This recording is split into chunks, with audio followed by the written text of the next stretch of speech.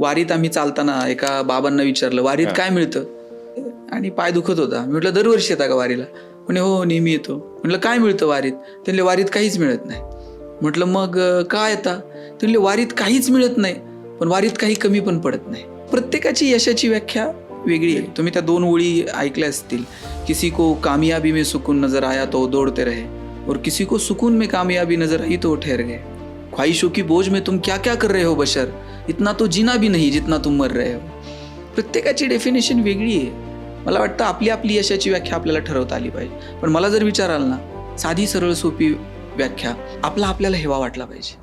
आपण जे करतोय ना, आपण खूप चांगलं करतोय. जगाला काय वाटतंय मला माहीत नाही, पण आम्ही जे जगलो ना, आमच्या जगण्याचं आपल्याला मात्र कौतुक वाटतं. आपल्याला कौतुक वाटलं पाहिजे.